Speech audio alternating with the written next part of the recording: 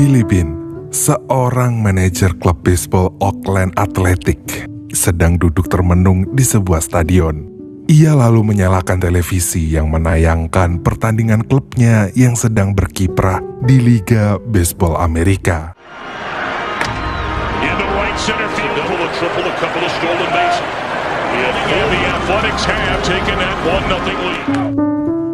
Sialnya, timnya lagi-lagi kembali mengalami kekalahan. Bahkan kini ia harus kehilangan 3 pemain intinya, yakni Damon, Giambi, dan Isringhouse. Meski kekalahannya bukan merupakan hal baru, namun Billy merasa semakin kesal karena baginya kekalahan ini disebabkan oleh timnya yang hanya didukung dengan dana yang sangat minim. Keesokan harinya, Billy mencari cara agar kekalahan pada timnya nggak terulang kembali. Ia mencoba mencari dana hingga merekrut pemain baru. Tentu bukan hal mudah bagi Oakland Athletics sebagai tim bisbol dengan dukungan dana yang terbatas. Pada momen ini ia melakukan rapat bersama rekan satu timnya. Bukannya membahas masalah utamanya, seluruh rekan Billy malah membahas tentang calon pengganti 3 pemain inti dengan pertimbangan yang gak masuk akal bagi Billy. Billy menyatakan bahwa kekalahan mereka terjadi karena tim mereka tidak sekaya tim lawannya, sehingga kesenjangan ini membawa mereka pada malapetaka. Oleh karenanya, Billy pun mencoba meminta kepada rekannya yang seorang manajer di perusahaan klub bisbol Cleveland Indians yang bernama Mark untuk mencarikan pemain pengganti seharga $50 juta. Setelah pertemuannya dengan Mark berakhir, Billy pun menghampiri seorang analis di Cleveland Indians yang bernama Peter Brand.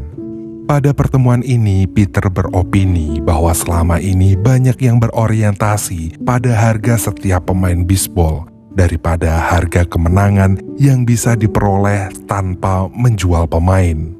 Gak pikir panjang, hal ini membuat Billy dengan cepat memutuskan untuk merekrut Peter bergabung dengan klub bisbolnya.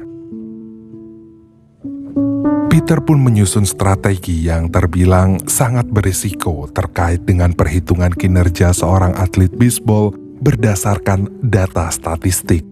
Ia menerangkan bahwa poin-poin dalam permainan baseball dapat dipengaruhi oleh usia hingga kepribadian tiap pemain, dan hal ini dihitung dengan sangat rinci.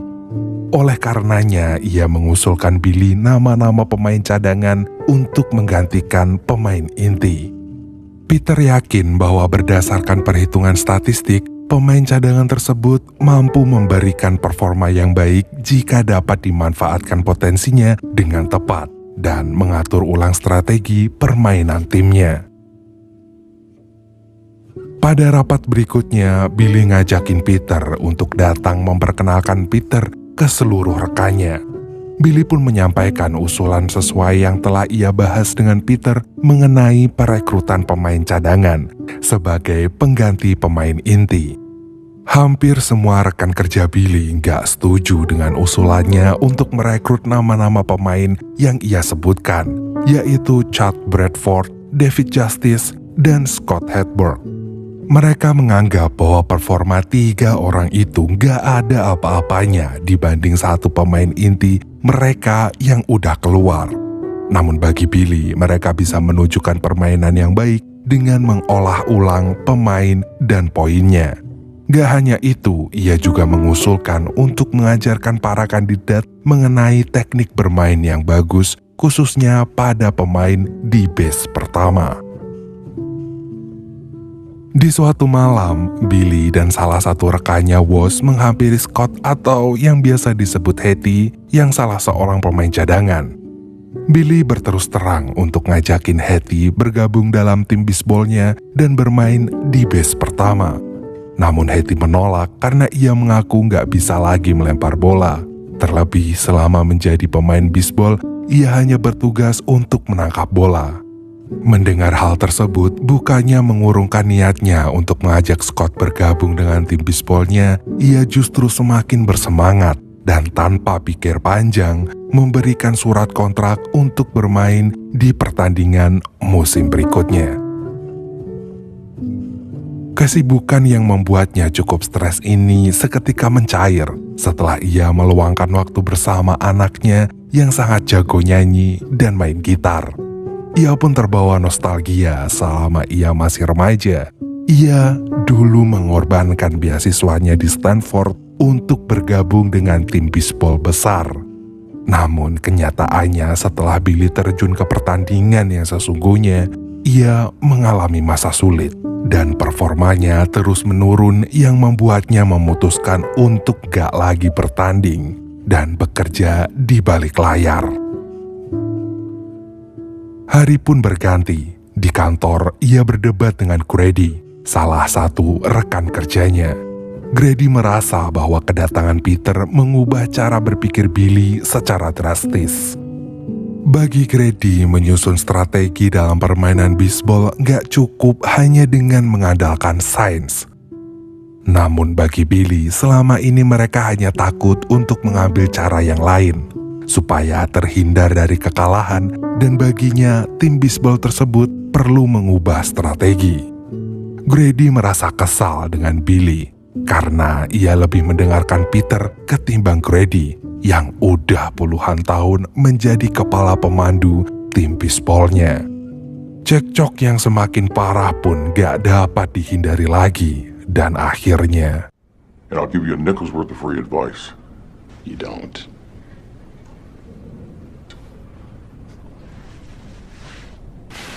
Billy. Now I will. pelatihan musim semi telah dimulai. Terlihat pemain cadangan siap untuk bertanding di laga selanjutnya. Chad Bradford dengan lemparannya yang lucu, David Justice dengan usianya yang gak lagi muda, dan Scott Hedberg yang mengalami cedera saraf siku. Hari pembukaan pertandingan pun dibuka. Para pemain terlihat antusias dengan pertandingan ini. Di sisi lain, Chad menemui Billy untuk berterima kasih padanya karena telah mempercayakan pertandingan ini kepada Chad. Saat pertandingan dimulai, Billy meminta kepada Peter untuk memberinya kabar terkait hasil pertandingan melalui SMS karena ia tidak ingin melihat pertandingan itu. Rupanya hal ini ia lakukan disebabkan trauma yang dialaminya semasa masih ikut bertanding. Selain itu juga supaya ia tidak memiliki kedekatan dengan tiap pemain. Sehingga jika ia hendak menukar atau mengeluarkan pemainnya, ia nggak sungkan. Di samping itu, Billy bertemu dengan Art Howe dan memperdebatkan mengapa Hattie tidak dibiarkan bermain di base pertama. Sedangkan Howe menegaskan bahwa Hattie gak dapat memukul bola, sehingga ia bersikeras untuk memainkan Carlos Pena. Pertemuan singkatnya dengan Howe seolah tak menemui titik terang. Seketika Billy meninggalkan ruang kerja Howe. Sesuai prediksi, pemain tim baseballnya masih mengalami kegagalan meskipun telah menerapkan strategi yang ia susun dengan Peter. Hal ini menyebabkan cekcok antara Billy dan Howe yang makin sering terjadi. Namun di sisi lain, Billy masih menganggap kegagalan tersebut bukan sebagai masalah besar. Ia tetap bersikukuh mempertahankan pemain andalanya. Kegagalan tim Oakland Athletic disorot oleh publik. Bahkan media menduga bahwa sumber masalah atas kegagalan tim tersebut disebabkan oleh strategi yang diperhitungkan berdasarkan data statistik atau strategi Moneyball yang diterapkan oleh Billy dan juga Peter. Gak hanya itu, pada saat yang genting ini mulai muncul rumor supaya Billy dipecat dari jabatannya.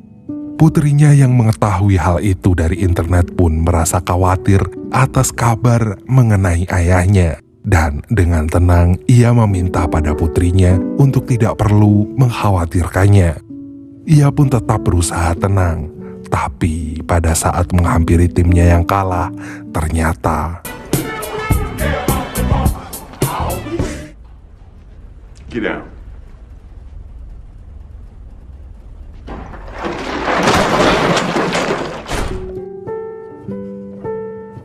Peter berusaha menenangkan Billy supaya tidak termakan emosinya. Ia khawatir emosi Billy hanya akan membawa keputusan yang makin gak tepat. Namun Billy mengaku masih kesal karena Howie gak mau mendengarkan usulannya untuk menggunakan pemain yang telah ia siapkan. Karena telah kehabisan cara, akhirnya ia menggunakan cara terakhirnya, menjual pemain andalan Howie, supaya pemain usulan Billy mampu mendapatkan posisi sebagai pemain. Setelah itu, Billy dan Peter kembali menyusun strategi untuk mempersiapkan kemenangan timnya. Untuk pertama kali, Billy mulai menampakkan diri di hadapan para pemain dan memotivasi mereka supaya mampu bertanding dengan percaya diri. Ajaibnya hal ini berpengaruh baik bagi timnya. Perlahan permainan Oakland Athletic membuahkan hasil yang manis. Dengan perubahan yang baik ini, Billy mulai memberanikan diri untuk merekrut seorang pemain bintang.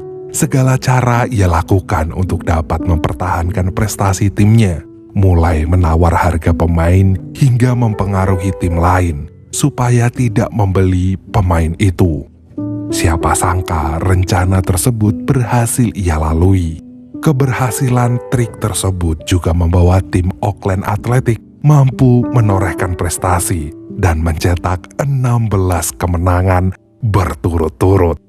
Para analis pun gak mengira bahwa strategi Moneyball yang mengandalkan perhitungan angka ini mampu menjadi senjata ampuh untuk mendapat kemenangan.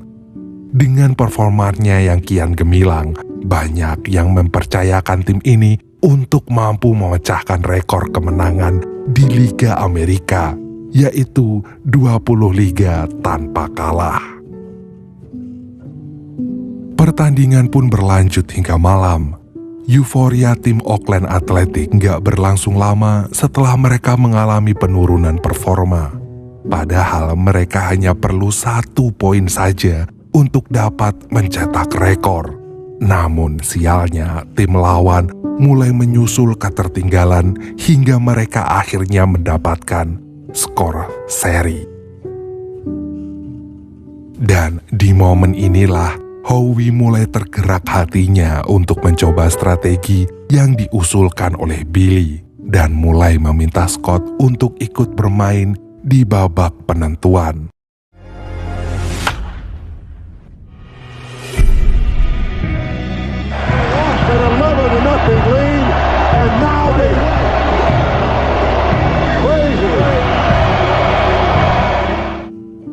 Akhirnya, rekor yang bertahan selama 103 tahun itu berhasil terpecahkan. Anehnya, ini bukan merupakan hal yang membahagiakan bagi Billy. Ia bersikap biasa aja seolah gak terjadi apa-apa. Namun sikapnya bukan merupakan hal yang gak beralasan. Ia justru sedang mengkhawatirkan pemain timnya di liga selanjutnya. Jika ia gak mampu mempertahankan timnya, besar kemungkinan ia dipecat dari jabatannya.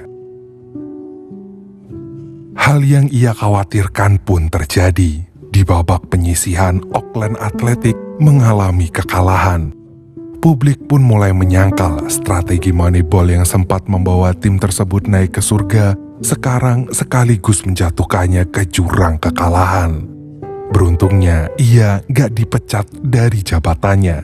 Ia justru dipanggil oleh pemilik klub baseball Boston Red Sox untuk direkrut menjadi manajer timnya dengan tawaran gaji yang fantastis.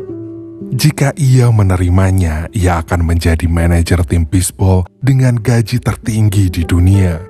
Henry, pemilik klub besar tersebut, mengaku terkesan dengan cara kerja tim Oakland Athletic yang mampu menyulap strategi Moneyball dengan dana yang terbatas menjadi suatu keajaiban.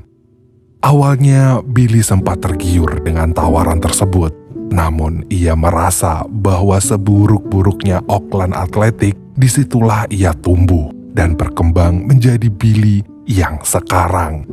Sehingga ia pun memutuskan untuk menolak tawaran Henry dan tetap menjadi manajer di tim kesayangannya dan bekerja sama dengan Peter. Akhirnya Billy pun pulang ke rumah sembari mendengar nyanyian dari putrinya tentang karirnya saat ini. Suaranya sangat lembut dengan pujian tentang prestasi ayahnya. Namun sayang, ayahnya bodoh dalam mengambil keputusan.